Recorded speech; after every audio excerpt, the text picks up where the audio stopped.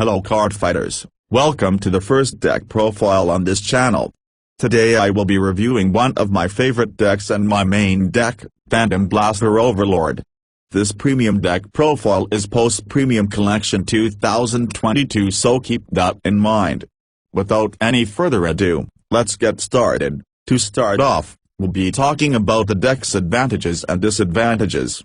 Advantages include that the deck itself can multi-attack quite decently, being able to go up to 6 attacks at the moment without the use of stand triggers. The main boss, Blaster Overlord, gives us a lot of multi-attack as well, but more on that later. It has a toolbox that runs to mitigate costs and a search engine for cards to call and cards to add to hand with. Hand advantage is also an upside when you play the deck to a point, and it can exert a decent amount of pressure early in the game. However, a few disadvantages are that it is a bit high roll, requiring a certain card to start your advantage engine. It can be quite piece reliant as well when it comes to its multi-attack. It is heavy on counterblast, and without it it's weak, and decks like Narukami and Link Joker hurt it a lot, and to an extent Magicalini, since you can't attack with rusted rear guards but you still can use them as retire fodder for skills. A keynote is that the pros help deal with a lot of the cons, but not all cons are solvable by the pros. Here's the deck list from the Bushiroad Decklog JP. As you can see, there are a bit of valid choices within the deck. And you may wonder, why not run Morphessa? The general idea, if the deck is mitigating cost early on and maintain hand size, and dedicating hand for ritual, is a leisure Blaster Overlord can't afford. Instead, it has 3 strides that do each job of Morphessa separately, but arguably better for the deck. Some peculiar choices would include the starter, trigger lineup, and ratios. To summarize, each choice is a niche that works together to make an engine which makes the deck even more aggressive, but more on that down the road. For now we'll start with the grade 3s, the hearts of the deck. Starting with the main boss unit, Blaster Overlord is a unit that is quite underrated and was overshadowed by a boss of the same clan within the set.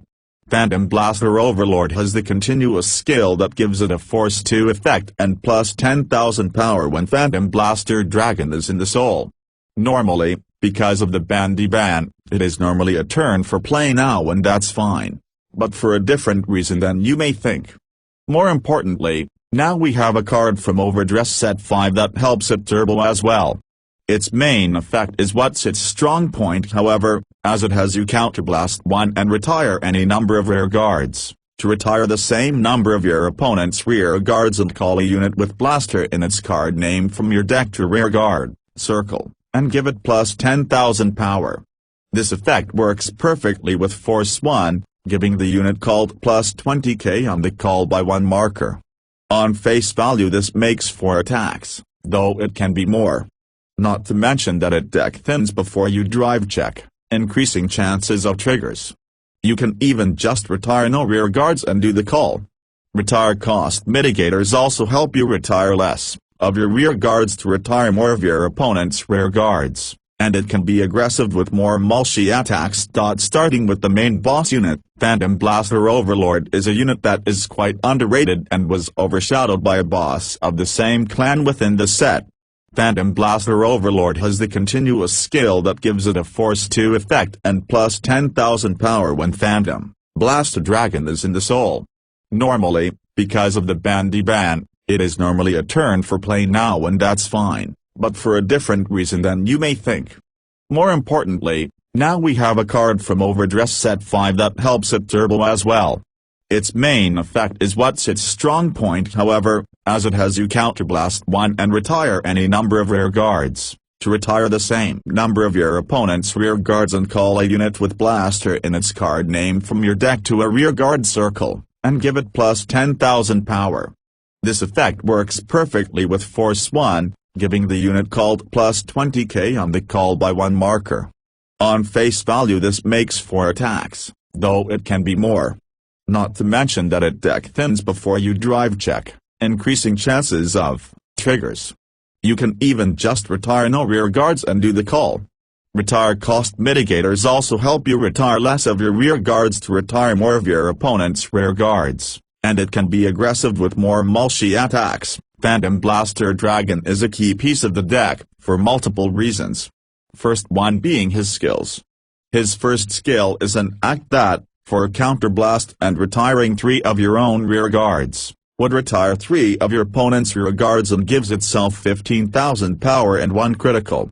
A key note on that skill is that it isn't once per turn and is also affected by cost mitigators, so if you want to use the skill over and over again you can do so. However, it is not recommended as it would be very costly, and 1 perfect guard will stop it at its tracks.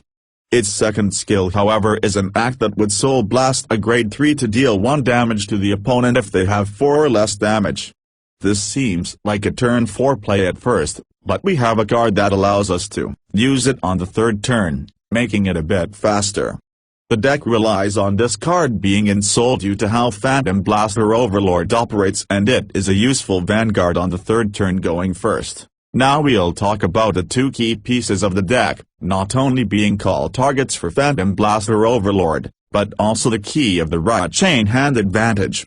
Blaster Javelin calls from the top deck any unit, allowing Blaster Dark to retire it with its effect, which with the counterblast would retire an opponent's rear guard and give Blaster Dark another drive check regardless of where he is on the board. Keep in mind that when using this effect on rear guard circle that you won't get a drive check unless an effect allows you to. In addition, both of them add power to themselves, Javelin by just having a Blaster Vanguard, and Dark by having retired a unit this turn. Both those effects are on rear guard circle, so they help Phantom Blaster Overlord attack. Calling a Javelin on a force marker makes it a 30k power rear guard without triggers, equal to the power of V Blaster Dark, while D Blaster Dark would exceed that into 35k power.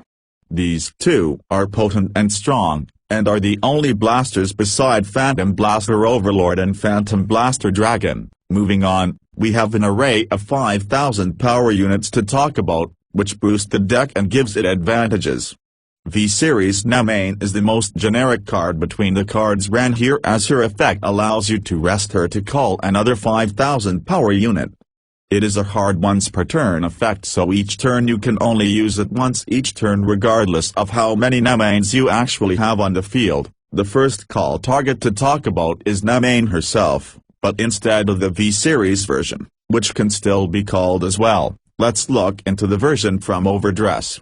This version allows you to draw 2 cards for a counterblast and adding a card from your hand into the soul. On face value it seems like a +2 on field advantage with a +0 on hand, and that is true. But the selective soul charge, where it truly shines, as it can add a grade 3 for Phantom Blaster Dragon to Soul Blast and can add Phantom Blaster Dragon to Soul for Phantom Blaster Overlord to activate its continuous. Another call target to look into is BRONARCH, who counts as 2 when retired for costs and you have a unit with Blaster in its card name as the Vanguard. This is very useful for many Vanguards, more notably, currently Phantom Blaster Dragon, as by calling 1 V-Series NEMAIN, you can search BRONARCH out and retire both to Phantom Blaster Overlord and all it'd take is 1 card from hand. It can also work with Phantom Blaster Overlord to retire more rear guards from your opponent than you, getting a plus in terms of retire advantage. These guards provide great utility and advantage, and are a must-have in the deck. Aside from those units with 5,000 units, NEMAIN can call 2 really powerful duo. Galmark and Greet are best 5,000 powered rear guard duo, as they provide advantage and multi-attack to the deck, which makes them very potent. Galmark, when you have a Vanguard with Phantom in its card name and it finishes its attack, lets you counterblast 1 and retire itself to call a Blaster Dark from drop zone. Not only does that call allow Blaster Dark to gain the plus 5,000 power from its continuous, but also helps Greet achieve a power-up with her first effect, which is when a unit is retired during the battle phase, so the more you retire in your battle phase, the bigger Greet will be. Greet also has a second effect, which after the attack it boosted a Blaster Vanguard and the opponent, called a Sentinel. You may counterblast 1 to deal the opponent 1 damage. This effect is very potent, as not only does Greet's power up enough to make the Vanguard very threatening, but it also doesn't have a restriction on how many cards in the damage zone there are, so if the opponent uses a sentinel while you are at 5, Greed can end the game then and there. This will only work together for the Phantom Blaster decks, but can be used in different decks separately. Gallmark isn't the only way to multi-attack and retire either, as we have Dark Knight Maiden Matcha and Black Sage Karen, who are used in conjunction with Gallmark to make 4 attacks.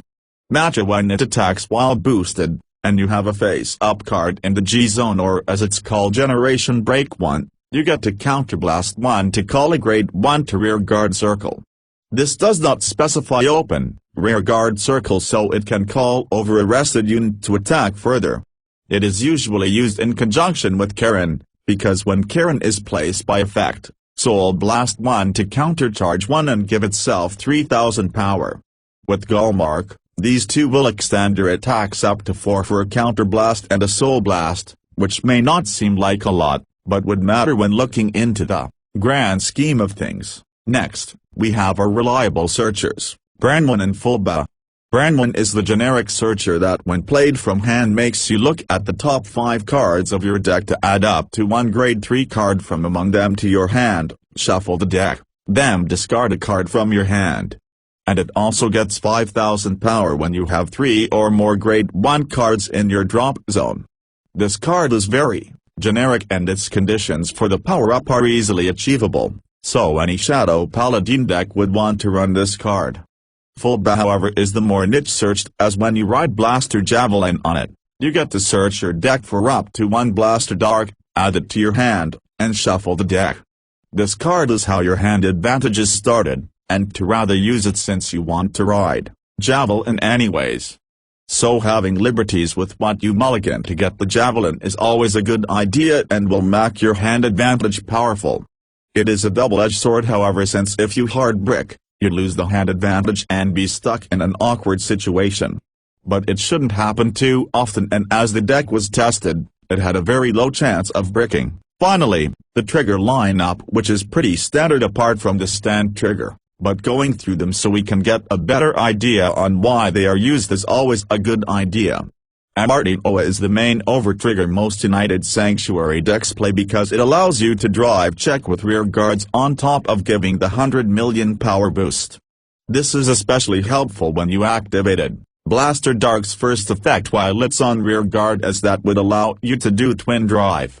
After that we have the critical trigger, Guiling, which when drive check increases the damage a unit would deal to the opponent's Vanguard when chosen, and its effect is that it counts as a grade 3 when paying cost for Generation Stride, the main mechanic of Premium. The next trigger is Mackler, the perfect guard of the deck. It being a draw trigger increases hand when drive checked, and its effect nullifies attacks for a discard. Do note it has the Sentinel effect, which means it can only be at 4 without any other sentinels. Another key piece in the deck is the stand trigger Arcer, which will restand arrested rear guard when checked in drive. While it has a lower power addition and lower shield than the new triggers, it has an effect similar to Brunner but restricted to Generation Break 1, and it would return to the deck and shuffle it when it is retired.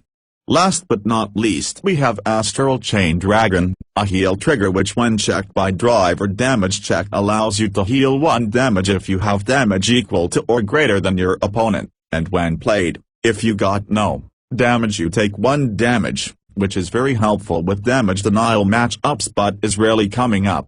As for the second effect, when placed on the Guardian Circle, if you have a grade 2 or less Vanguard, you either get plus 10,000 power for the turn or lower the attacking unit's critical by 2 for the battle. This effect is useful for early guarding when needed and can be discarded for Generation Guard and Generation Stride. And with that, we finish the main deck and move to the G-Zone. To start off, we will take a look into the newest stride from the new Premium Collection 2022, CRUACH. CRUACH has an act that allows you to retire 2 rear guards to retire 3 of your opponent's rear guards. If they don't retire 3 you get a skill and power plus 10,000.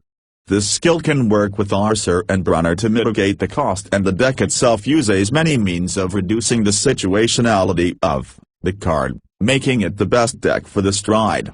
The effect it gains is that it restands after its attack for a counterblast and retiring too, and it loses no drive when it restands. This is a lot of advantage for Phantom Blaster as it does 6 drives per turn, allowing you to keep a good amount of hand advantage as well as pressure. Next off is the main stride that does all the threatening plays. CHAINRANCOR Dragon'll copy the effect of its heart card by flipping a face-down card in the G-zone face-up. In this deck the heart is usually Phantom Blaster Overlord, which makes the effects even better as it becomes a 38,000 base with 2 critical and triple drive. With Greet, Gallmark, and Matcha, the potential of the card grows even further as you do 6 attacks while simultaneously making Greet a 25,000 power booster when activating the effect for Phantom Blaster Overlord, so all these factors would give you a Vanguard with 63,000 power, 2 critical, triple drive, and sentinel punishing capabilities. Not only that, but you also have a guard restrict on all the attacks you do in the form of CHAINRANCOR's second effect, which is a continuous that makes all attacks a 3 to guard from hand no matter what, or as it is called, a 3 to guard restrict. This effect is only Generation Break 3 and it's what makes the deck so potent, so it's the reason the deck is a turn 4 deck. DRAGWISER is here for when you are scarce on counterblast, as his effect allows you to call any 2 grade 1 units by paying 1 soul, retiring 1 rear guard, and flipping another copy of itself from the G-zone face-up. This allows you to call 2 Charans to countercharge too, but that costs 3 souls, so keep that in mind while using it. A key note is that you can use this first stride if CRUACH is just not the play to go at. The second skill is a continuous with ritual that gives 10,000 power for every 4 grade 1 of the drop. If you plan PN using this late game and have a lot of grade 1s in drop, your attacks would go pretty big numbers for each attack you do. This can be used very nicely and has a nice utility engine to it. Finally, for strides, we have Phantom Blaster DIABLO, the future form of Phantom Blaster. It is your very late game finisher, as if the game lasts long enough for your opponent to exhaust all their generation guards, you can use this to finish them off without a second thought. Its skill to counterblast 1 and flip a copy of itself to gain power, critical, and skill makes it commendably useful. The skill itself would give you a way to stop guards from hand when you retire 3 rear guards, and while it may deal with G guards, you should time it well enough for it to be able to deal with that issue. It's a secondary finisher of the game but a useful one, and the fact that Brunner and Arcer work with it is also great. Now we reach the last parts of the deck, the G Guardians. The first 2 G Guards to talk about are PLOTMAKER and Deep GRIEVER. PLOTMAKER Dragon has a continuous effect that is a Ritual 3, which if you had 3 grade 1 units in draw it gains 10,000 shield. This is good to guard easier against certain attacks and bypass certain guard restrictions. Deep GRIEVER meanwhile is the stronger G Guard as, when placed on Guardian Circle, it places up to 5 grade 1s from the drop zone to the bottom of the deck and gets plus 5,000 shield for each one. And if you return 5 units, you may counterblast 1 to nullify the attack. This is useful as it bypassed any form of sentinel hate and would return key grade 1s like JAVELIN, Karen, Brunner, and NEMAIN. These 2 are especially useful but aren't the only cards you should take into account for your G guards. Adding to the wide array of G units, JELLIDO and BRONARCH work nicely with the deck, even if just a little. JELLIDO for a G guard flip can place 2 grade 1 units from the rear guard circle to the guard circle to draw 1. The flip and generation break requirement limits your options sometimes, but timing it right would allow you to get a draw that can tip the scales to your favor. Finally we have BRONARCH, which looks at the top 5 cards of the deck to call all grade 1s from among them to Guardian Circle, then place the rest to the bottom of the deck. This helps filter the deck, increase the number of grade 1s and drop, and makes you use less hand to guard big attacks. These 2 are situational but they shine in their moments pretty well. Now we reach the general game plan, that being to reach Generation Break 3 to deal the finishing blow. You also want to manage your hand and advantages and try to make hand advantage for guarding and deck thinning.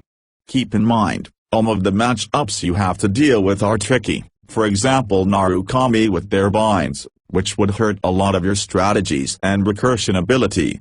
Link Joker is also an issue, but specifically Star Vaders, as when they lock your board you have a lower ability to multi-attack well, and if they full lock you have no chance of winning as all your abilities are about retires. Megaclone is also a bit of an issue, but now you can still use CRUACH to deal with it, as you'd still have retire fodder, and you only need to ride to do this. To conclude, this is a deck that has a lot of potential and is slept on. It has many leeways and isn't a walk in the park, being a jack of all trades, and has the potential to sweep wines through common rational plays. Now, thank you for watching. If you enjoyed this video, like, subscribe, and share this video. And with that, I'll see you all next time.